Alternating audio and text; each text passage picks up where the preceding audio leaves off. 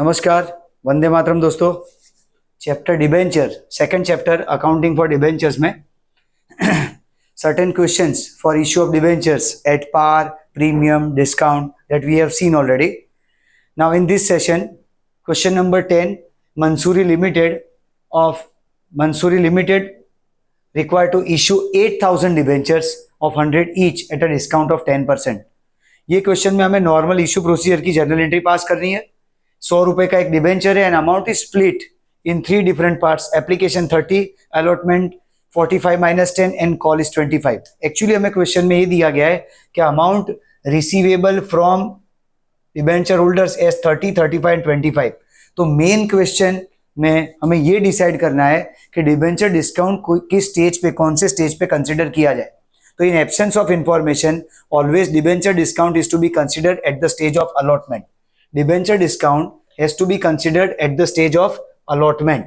तो अलॉटमेंट में 35,000 receivable amount है, दैट इज 45 माइनस 10, 45 माइनस 10, तो जो उसकी अमाउंट है 35 rupees, 35 rupees is receivable amount, और कॉल के 25 रुपीज है, तो 25, 35 and 30 total amount of 90 rupees, और 100 रुपीज की फेस वैल्यू है 30, 45 and 25, so total 100 rupees is the face value.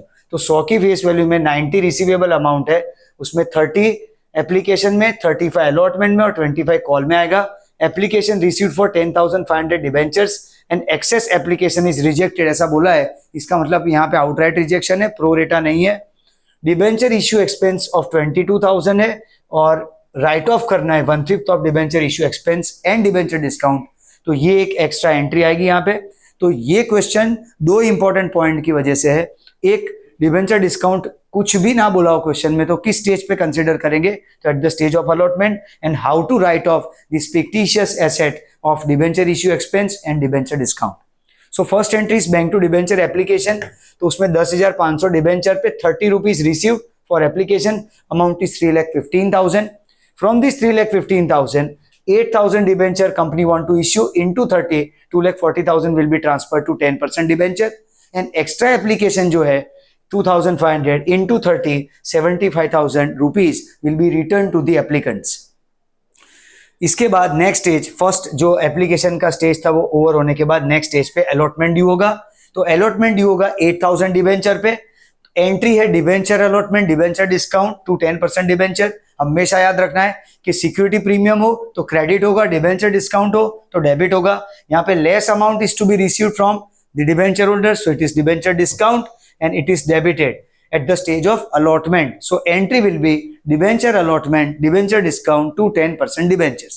अब सबसे पहले यहाँ पे 10% डिबेंचर में अमाउंट भरेंगे 8,000 डिबेंचर्स एंड 45, क्योंकि अलॉटमेंट के स्टेज पे ड्यू अमाउंट है 45, तो 3,60,000। Out of 3,60,000 company has given discount of 10 rupees to debenture holders because discount rate is of 10% and that 10% is to be applied on face value of debenture, and it is 100 in this case. So amount of debenture discount per debenture 10 rupees, 10 into 8,000 debentures, 80,000 will be debited to debenture discount account.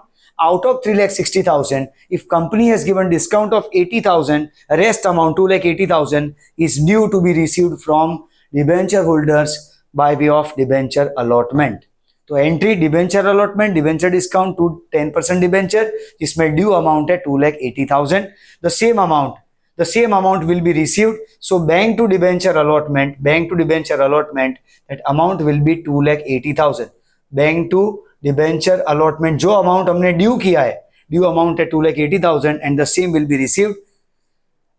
तो ये debenture allotment का stage पूरा होगा। इसके बाद call due होगा, तो call में 8,000 डिबेंचर एंड 25 रुपीज का कॉल है, तो debenture call to 10% debenture 2 lakh rupees and bank to debenture call the same call money will be received 2 lakh rupees. तो इस तरह से 3 स्टेज की एप्लीकेशन की 2 एंट्री, अलॉटमेंट की 2 एंट्री एंड कॉल की 2 एंट्री आएगी।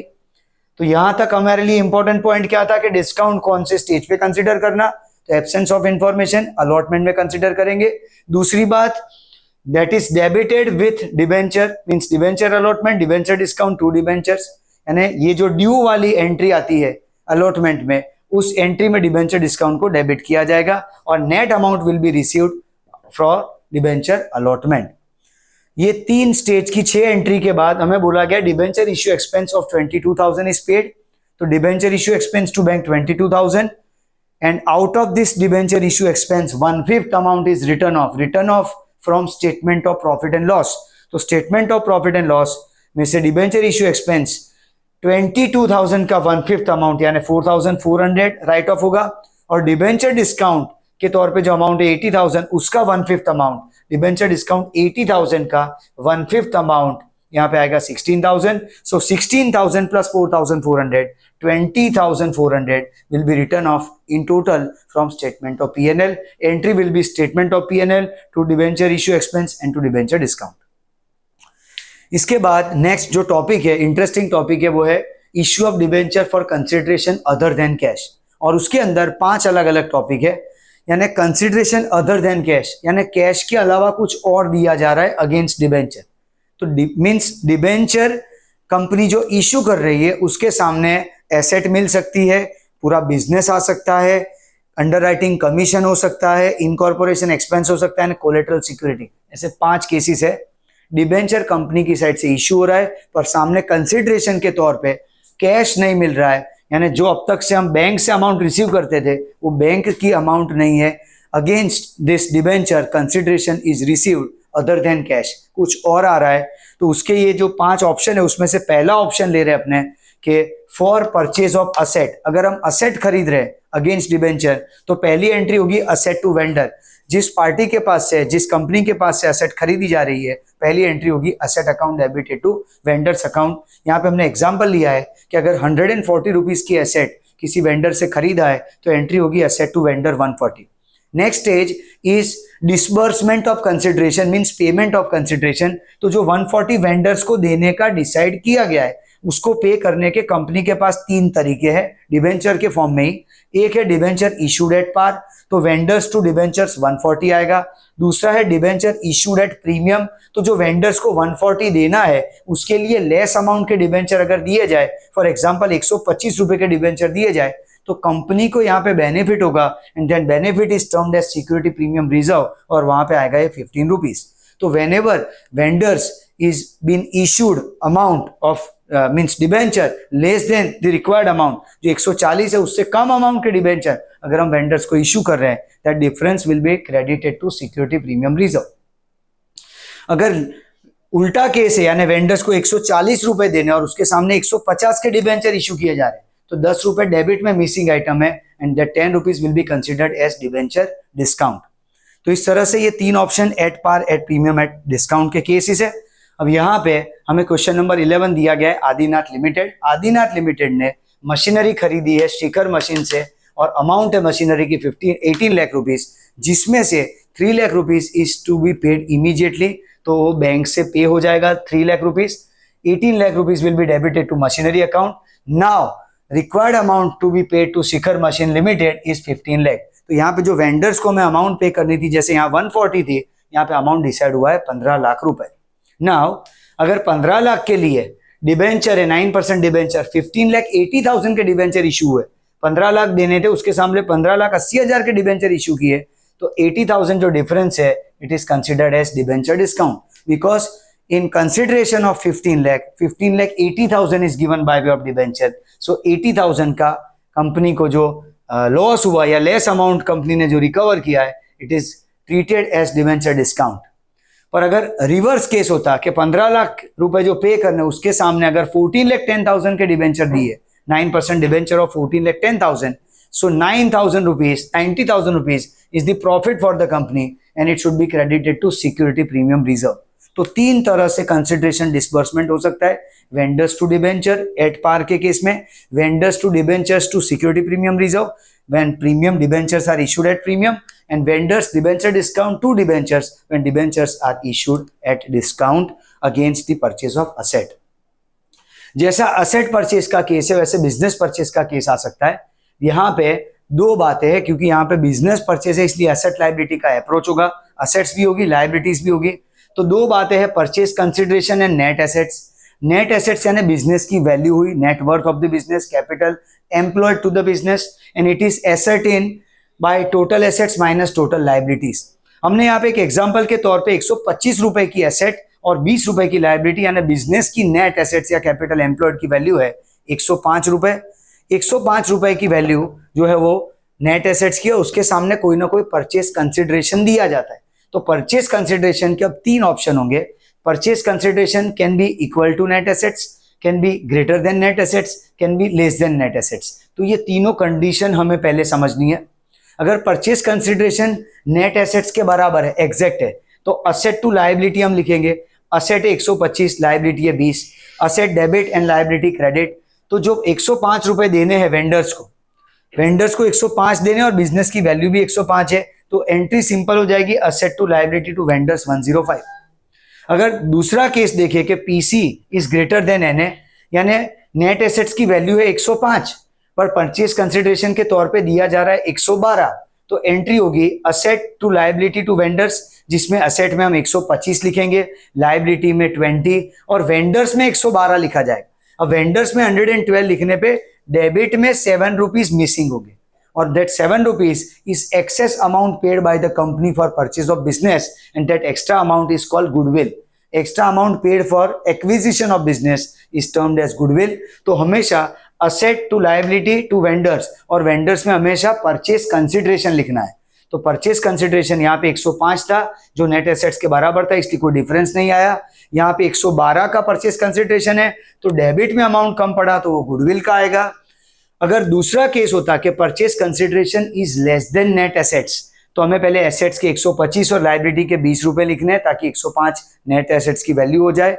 और अगर वेंडर्स को 100 देने का वायदा है, means less than net assets, तो 5 रुपए जो कम पड़ेंगे वो क्रेडिट में डिफरेंस आएगा, and it is benefit for the company who takes over the business, यानी जो बिजनेस को एक्वायर कर रहा है कंपनी के लिए बेनिफिट होगा, and it is known as capital reserve. तो asset to liability to vendors लिखने के बाद टू वेंडर्स में हमेशा परचेस कंसिडरेशन लिखना है, और उसके बाद डिफरेंस अगर नहीं आ रहा है तो purchase consideration and net asset same है। अगर डिफरेंस डेबिट में आ रहा है तो वो गुडविल है, और डिफरेंस अगर क्रेडिट में आ रहा है तो वो कैपिटल रिजर्व है। इसके बाद कंसिडरेशन को कैसे पे करना है वेंडर्स को, तो उसमें हर एक में, जैसे 105 वाला केस है तो उसमें भी पार प्रीमियम डिस्काउंट हो सकता है, 112 वाले केस में भी पार प्रीमियम डिस्काउंट हो सकता है, 100 वाले केस में भी पार प्रीमियम डिस्काउंट, यानी जो भी वेंडर्स को पे करने की अमाउंट एक बार डिसाइड हो, फिर डिसबर्समेंट के लिए अगेन वो 3 कंडीशन ओपन हो जाएगी, पार, प्रीमियम एंड डिस्काउंट। ऐसा ही केस यहाँ पे इनकॉर्पोरेशन एक्सपेंस का है। ये इस तरह के प्रैक्टिकल क्वेश्चंस बुक में नहीं है, पर ये एक एक्स्ट्रा इंफॉर्मेशन के तौर पे, क्योंकि अदर बोर्ड्स में एक इंपॉर्टेंट इंफॉर्मेशन है कि फॉर इनकॉर्पोरेशन एक्सपेंस अगर डिबेंचर इश्यू किए जाए तो पहली एंट्री है इनकॉर्पोरेशन एक्सपेंस टू प्रमोटर्स, और फिर प्रमोटर्स, जैसे यहाँ वेंडर्स टू डिबेंचर्स है उसकी जगह आएगा प्रमोटर्स टू डिबेंचर्स। अगर अंडर राइटिंग कमीशन के लिए दिया जा रहा है डिबेंचर्स, तो पहली entry underwriting commission to underwriters होगा। फिर जैसे यहाँ वेंडर्स टू डिबेंचर्स है, प्रमोटर्स टू डिबेंचर्स है, वैसे अंडर राइटर्स टू डिबेंचर्स आएगा। कोई भी केस हो, हर एक केस में 3 ऑप्शन खुले रहेंगे, चाहे वेंडर्स को देना हो बिजनेस के लिए, असेट के लिए, प्रमोटर्स को देना हो इनकॉर्पोरेशन एक्सपेंस के लिए, या अंडर राइटर्स को देना हो अंडर राइटिंग कमीशन के लिए।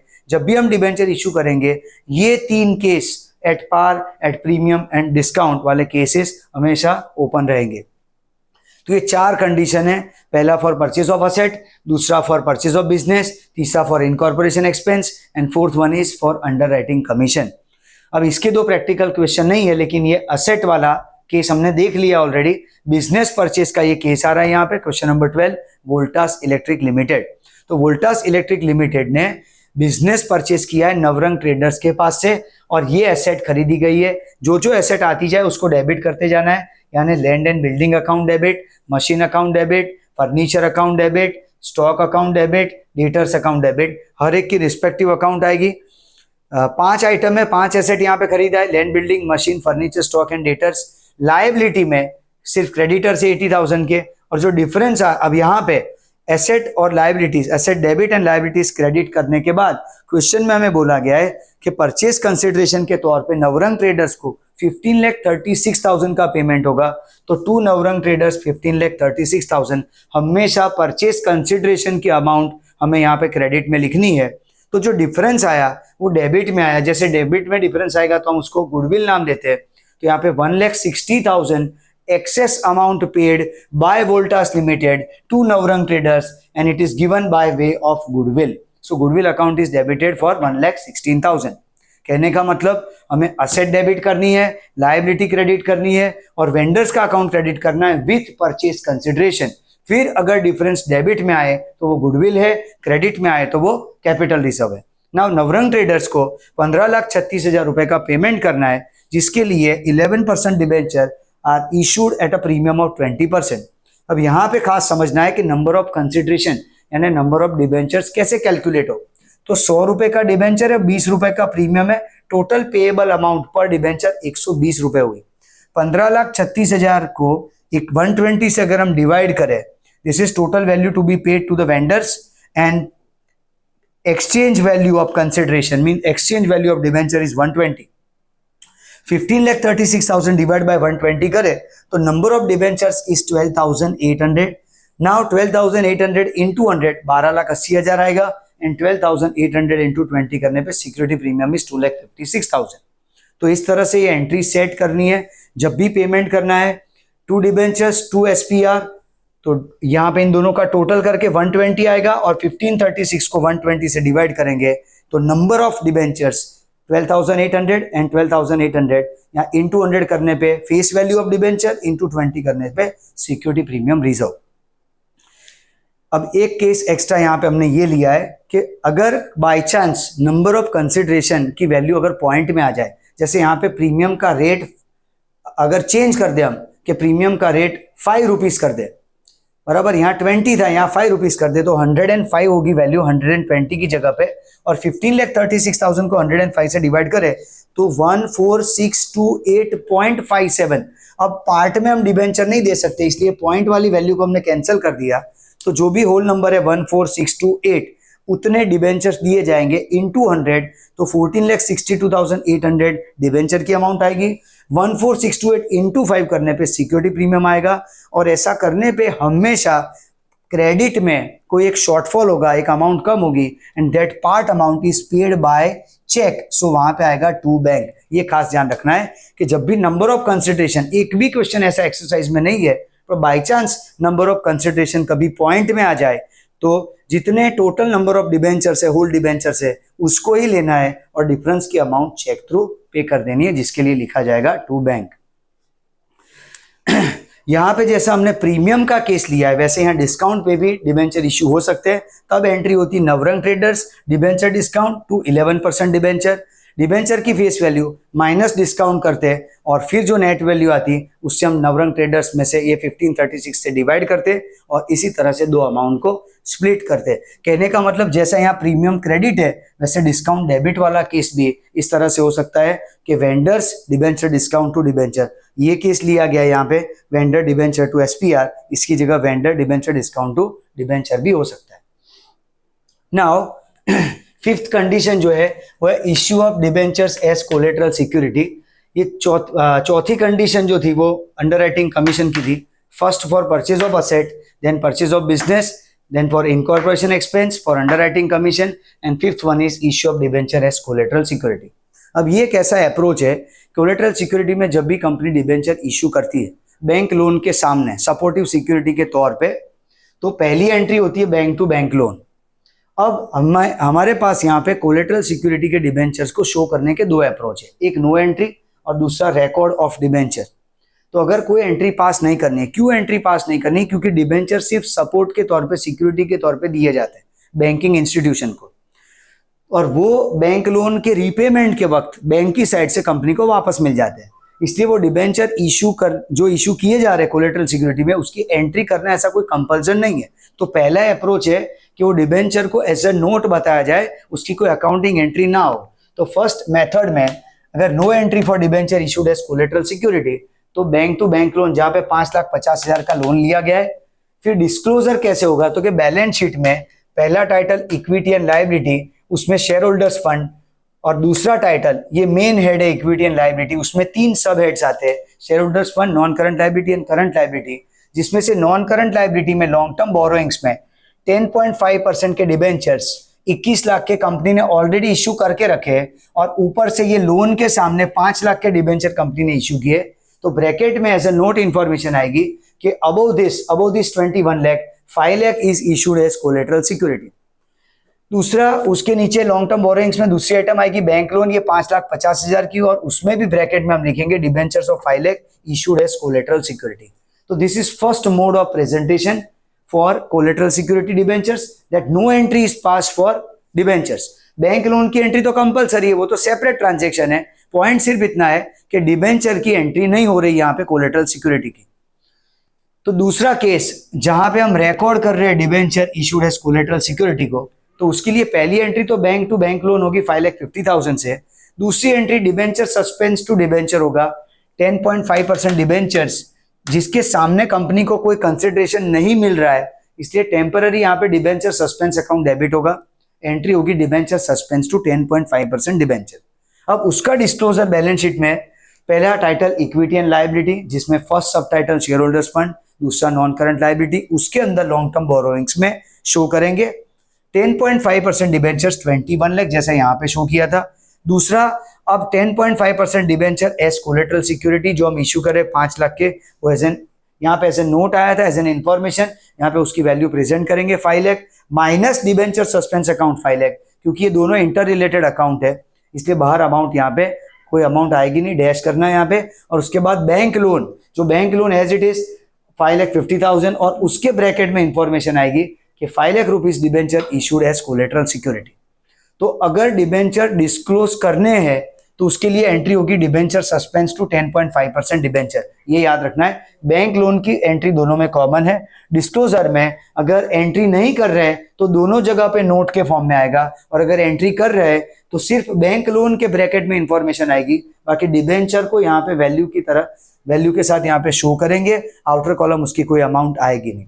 अगर रीपेमेंट ऑफ बैंक लोन हो गया टाइम पे कंपनी की साइड से, तो बैंक की साइड से वो डिबेंचर कंपनी को वापस मिलेंगे, and this entry debenture suspense to 10.5% debenture, this entry will be reverse. तो एंट्री हो जाएगी 10.5% debentures to debenture suspense, and because of that reverse entry both this account will disappear from company's books of accounts, यानी दोनों account automatically close हो जाएंगे, यानी ये disclosure जो हो रहा है वो होना बंद हो जाएगा। फिलहाल हमें यहाँ पे सिर्फ इशू की प्रोसीजर तक की बात बोली गई है कि लोन के साथ डिबेंचर कोलेटरल सिक्योरिटी में इशू हो तो उसके मोड ऑफ प्रेजेंटेशन को शो करना है। तो एक without that record of the debenture just as a note, and second when we pass this entry तो उसका डिस्क्लोजर होगा इस तरह से इनर कॉलम में अमाउंट प्रेजेंट करके। नेक्स्ट जो केस है 14 नंबर का जो क्वेश्चन है वो इंटरेस्ट ऑन डिबेंचर्स के बारे में। वो अलीबाबा लिमिटेड का एक केस दिया गया है, इशूड 18,000 डिबेंचर्स, इशू की जो डेट है 14/17 है, 12.5% के डिबेंचर 12% के डिबेंचर है। Interest is paid on 30 September and 31 March. Interest की दो डेट 30 सितंबर एंड 31 मार्च दी गई है। 100 रुपए का एक डिबेंचर है, तो सबसे पहले इशू की एंट्री करेंगे। First entry bank to debenture application and allot 18,000 debenture, 100 रुपए का एक 18 लाख रुपए की अमाउंट आएगी। Then this 18 lakh will be transferred to 12% debenture. For that entry will be debenture application and allotment to 12% debentures. Next stage is for interest calculation. तो interest on debenture, अब interest half yearly पे किया जा रहा है 30 सितंबर 17 और 31 मार्च 18 को। हमें 31 मार्च 18 तक की एंट्री पास करनी है, तो सबसे पहले इंटरेस्ट का कैलकुलेशन करेंगे। इंटरेस्ट ऑन डिबेंचर 18 लाख का 12% into 6% and that amount is 1,08,000। और टैक्स का रेट हमें दिया गया 20%। Tax rate is given in the question is 20%। अब इस बात को हमें खास समझना है यहाँ पे टैक्स रेट को।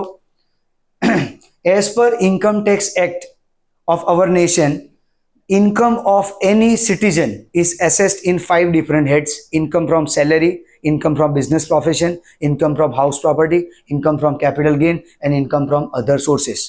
इसमें जो अदर सोर्सेस की इनकम है उसमें gambling income, horse race income, lottery income, return on investment like debenture interest, share dividend, ये different type of casual incomes आती है यहाँ पे इनकम फ्रॉम अदर सोर्सेज में। सैलरी और अदर सोर्सेज की इनकम में जो रेमिटेंसेस है, यानी जहां से इनकम रेमिट की जाती है, दैट पर्टिकुलर ट्रेडर पार्टी और company requires to deduct tax at source, इसको कहा जाता है TDS, tax deduction at source. तो सोर्स पे पहले TDS कट कर दिया जाता है और फिर अगर SSE को टैक्स का रिबेट लेना है, रिफंड लेना है, तो उसको उसके लिए अप्लाई करना है। यानी यहाँ पे ऐसा समझते हैं कि कंपनी की साइड से डिबेंचर होल्डर्स को जो इंटरेस्ट देना बनता है 1,08,000 रुपए का, उसमें से 20% टैक्स की अमाउंट कंपनी डिडक्ट कर देती है। वो टैक्स कंपनी डायरेक्ट गवर्नमेंट में डिपॉजिट करती है।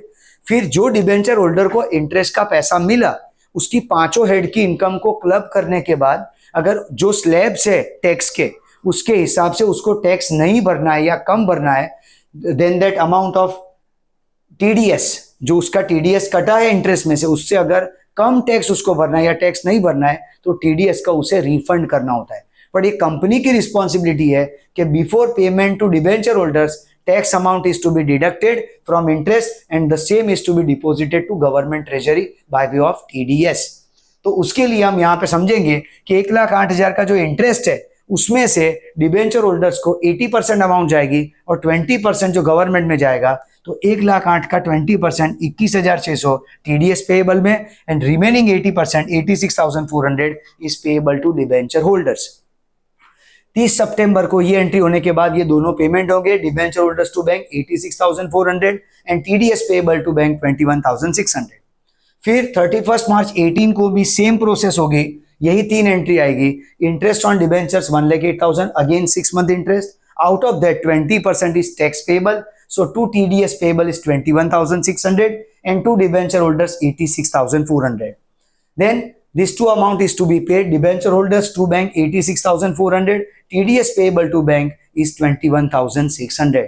And last में 31 मार्च 18 को ये जो दोनों इंटरेस्ट 30 सितंबर 17 एंड 31 मार्च 18 के जो दोनों इंटरेस्ट है 1,08,000 1,08,000 in total 2,16,000, that will be transferred to statement of profit and loss account because it's a financial expense for the company, and for that entry will be statement of P&L to interest on debentures in total amount 1,08,000 plus 1,08,000 is 2,16,000, and whatever tax is deducted from interest, जो भी respective debenture holders है उसकी पांचों head की income के हिसाब से अगर उसको टैक्स नहीं भरना होता है या लेस टैक्स पे करना होता है कंपेयर टू जो टैक्स उसने पे कर दिया है by way of TDS, he requires to claim rebate, refund from government department, और उसकी अलग से उसको प्रोसेस करनी है। पर कंपनी की बुक्स ऑफ अकाउंट्स में हमेशा इंटरेस्ट के 2 पार्टीशन होंगे। इंटरेस्ट का जो अमाउंट है that will be split into 2 parts, amount is payable to debenture holders and amount payable to government department by way of TDS payable, and both this disbursement immediately debenture holders to bank and TDS payable to bank के form में ये दोनों entry से इसका payment किया जाएगा। तो यहाँ तक के जो स्टेज में issue of debenture for consideration other than cash का जो मेन टॉपिक था, उसमें 5 सब head, against asset, against business, for incorporation expense, for underwriting commission, for collateral security, ये टॉपिक थे। और उसके साथ ये एकमात्र क्वेश्चन था इंटरेस्ट ऑन डिबेंचर्स के बारे में, that we have executed already. Next session will be issue of debenture and redemption of debenture under 6 different condition. Very interesting topic, and one particular practical question is going to come from that 6 different options that will be done in a next session. Thank you.